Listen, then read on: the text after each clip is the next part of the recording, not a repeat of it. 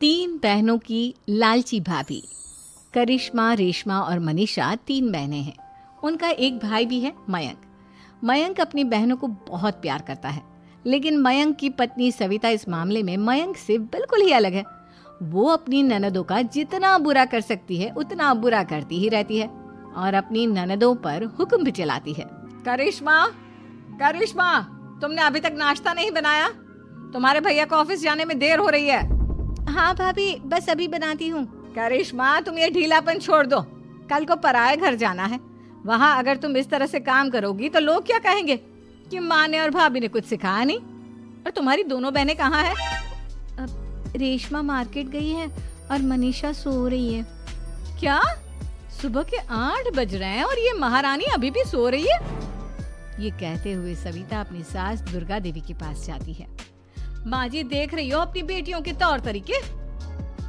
क्या हुआ बहू, सुबह सुबह क्या कर दिया मेरी बेटियों ने? अरे, एक तो अभी अभी उठकर किचन में गई है, दूसरी सुबह सुबह बाहर चली गई और तीसरी अभी तक सो रही है। क्या करूं मैं इन तीनों का? मैं तो परेशान हो गई हूँ। जा जाकर उठा उसे और रेशमा से मैं बात करती हूँ। सविता सीधा मनीषा के कमरे में जाती है और उससे कहती है, महारानी जल्दी उठो, सूरज सर पर आ गया है। भाभी, थोड़ी देर और सोने दो ना, मैं रात को लेट सोई थी। वो क्या ना, यूनिट टेस्ट चल रहे हैं। शराफत से उठती है या नहीं, या फिर पानी की भरी बाल्टी डालूं तेरे ऊपर? नहीं भाभी, मुझे बिस्तर में नहीं नहाना, उठती हूँ मैं। मनीषा जल्दी से उठकर बाथरूम में चली जाती है। सभी आराम से बैठकर नाश्ता कर रहे होते कि तभी रेशमा बाजार से हाथ में सामान लिए आ जाती है। रेशमा को देखते ही सविता उस पर बरस पड़ती है। लो, आ गई महारानी। ऐसा भी क्या सामान लाना था जो सुबह आंख मलते ही बाजार की तरफ रवाना हो गई? भाभी, कल आप ही तो चीख रही थी कि घर का सारा सामान मुझे ही लाना पड़ता है, घर में किसी को भी किसी काम से कोई लेना देना नहीं है। अब मैं बाजार जाकर सामान ले आई तो आपको इस बात से भी तकलीफ हो रही है? देख रही हो माँ जी, अपनी बेटी की जुबान कैंची से भी तेज चलती है। और मयंक, आप तो कुछ कहेंगे नहीं अपनी लाडली बहन को। रेशमा, अपनी भाभी से ऐसे बात नहीं करते। चलो माफी मांगो। भैया, मैं क्यों माफी मांगू? आप भाभी से बोलिए ना कि हम पर कम हुक्म चलाया करे। हम इस घर की बेटियां हैं और आपकी पत्नी की ननद है, नौकरानी नहीं। लो, कर लो बात। इनकी भलाई के लिए कुछ भी बोलो तो इन्हें बुरा लग जाता है। इस घर में यही इज्जत है मेरी। देख लो माँ जी, आपकी बेटी किस लहजे में मुझसे बात कर रही है।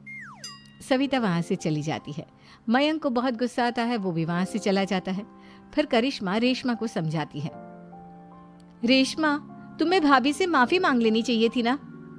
लेकिन दीदी, मैंने कुछ किया ही नहीं, तो मैं माफी क्यों मांगू? हाँ करिश्मा दीदी, रेशमा दीदी जैसे ही घर में आई, भाभी ही उन पर चिल्ला रही थी। हाँ, मैं मानती हूँ कि गलती भाभी की थी। मैं तो इसलिए बोल रही हूँ कि भाभी ने माँ को तो पूरी तरह अपने वश में कर लिया है। वो हमारी बात सुनती ही नहीं। मयंक भैया हमारे लिए हमेशा खड़े रहते हैं, इसलिए उनकी बात का मान तो तुम्हें रखना चाहिए था ना। कोई फायदा नहीं दीदी, कुछ दिनों की बात और है, भाभी उन्हें भी हमारे खिलाफ भड़का देंगी। फिर वो भी माँ की तरह हमारी किसी बात का विश्वास नहीं करेंगे। इसी तरह सविता अपनी तीनों ननदों को किसी न किसी बात पर परेशान करती रहती थी। एक दिन मयंक अपनी तीनों बहनों के लिए गिफ्ट लाया। करिश्मा, ये तुम्हारे लिए हार का सेट। रेशमा, तुम्हारे लिए सुंदर सी ड्रेस। और मनीषा, तुम्हें किताबें पसंद है ना, तुम्हारे लिए किताबें लाया हूँ। थैंक यू भैया। थैंक यू भैया। थैंक यू भैया। करिश्मा, तुम्हारा नेकलेस कितना सुंदर है। ये भैया कहाँ से ले आए होंगे? मैंने भैया को 3 दिन पहले फोन पर ये डिजाइन दिखाया था और आज भैया ये ले आए। सविता तो अपनी ननदों के गिफ्ट्स देखकर जल गई और करिश्मा का नेकलेस तो उसे भी बहुत पसंद आया था। अपनी बहनों के लिए कितना अच्छा नेकलेस लेकर आए हैं, मुझे कभी कोई गिफ्ट नहीं दिया। मैं आज ही ये हार चुरा लूंगी। रात में सविता करिश्मा का हार चुरा लेती है और इसी तरह उसे अपनी ननदों की जो भी चीज अच्छी लगती वो उसे मांगती नहीं, बल्कि रात के अंधेरे में चुरा लेती। इसी तरह दिन बीतते गए और सविता ने मयंक के दिल में भी उसकी बहनों के लिए नफरत पैदा कर दी। एक दिन मयंक ने करिश्मा और रेशमा के लिए रिश्ता देखा और ये बात उसने घर में सबको बताई। माँ, करिश्मा और रेशमा के लिए बहुत अच्छा रिश्ता आया है। वो लोग कल इन्हें देखने आ रहे हैं। आप और सविता मिलकर सारी तैयारी कर लेना। ये सुनकर करिश्मा और रेशमा खुश हो जाती हैं, लेकिन सविता सोचती है, अगर इन दोनों बहनों की शादी हो गई तो घर और बाहर का काम कौन करेगा? मनीषा तो एक नंबर की कामचोर है, उससे तो किसी बात की उम्मीद लगाना ही बेकार है। मुझे इस शादी को रोकना होगा। अगले दिन सभी लड़के वालों के स्वागत की तैयारी करने में लगे होते हैं। तभी मयंक अपनी बहनों से आकर कहता है, तैयार हो गई तुम दोनों? देखो दोनों लड़के बहुत अच्छे हैं, मैं कोई कसर नहीं छोड़ना चाहता, इसलिए तुम उनके सामने अच्छे से बिहेव करना और अपनी भाभी से लड़ने मत लग जाना। करिश्मा, तुम वो नेकलेस पहन लो ना जो मैं तुम्हारे लिए लाया था। भैया मैं बहुत देर से वो नेकलेस ढूंढ रही हूँ, लेकिन मुझे मिल ही नहीं रहा। क्या तुमने नेकलेस खो दिया? तुम्हें पता भी है वो कितना महंगा था? तुम कोई काम ढंग से नहीं कर सकती। मयंक गुस्से में वहां से चला जाता है। थोड़ी देर बाद लड़के वाले भी आ जाते हैं। वो दोनों बहनों को पसंद कर लेते हैं और रिश्ता पक्का हो जाता है। लेकिन सविता के दिमाग में तो कुछ और ही खिचड़ी पक रही थी।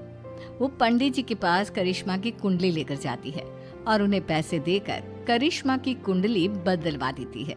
जब लड़के वालों के पास करिश्मा की कुंडली जाती है तो वो दुर्गा को फोन करते हैं।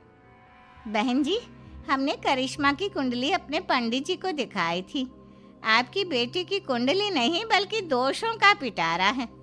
देखिए, मैं और मेरे पति इन सब बातों में बहुत विश्वास करते हैं, इसलिए हम आपकी बेटी से अपने बेटे की शादी नहीं करा सकते। इस तरह करिश्मा का रिश्ता टूट जाता है और सभी घर वालों को बहुत दुख होता है। अब कविता सोचती है, चलो करिश्मा का तो रिश्ता टूट गया, अब रेशमा का भी रिश्ता तोड़ना है। क्या करूं? अब सविता आवाज बदलकर किसी अननोन नंबर से रेशमा के होने वाले ससुराल में फोन करती है। हेलो, मैं कौन हूँ कौन नहीं ये आपके लिए जानना जरूरी नहीं। बस इतना सुन लो कि रेशमा का 2 साल से किसी के साथ अफेयर चल रहा है। बस रेशमा का रिश्ता तोड़वाने के लिए सविता का इतना कहना काफी था। अब रेशमा का भी रिश्ता टूट गया। मयंक और दुर्गा देवी ने रेशमा को खूब खरी खोटी सुनाई और उससे बार बार उस लड़के के बारे में पूछने लगी। आप दोनों मुझे क्यों परेशान कर रहे हो? अरे कोई लड़का होगा मेरी लाइफ में तो मैं बताऊंगी ना, जब कोई है ही नहीं तो कहाँ से लाऊं मैं कोई लड़का?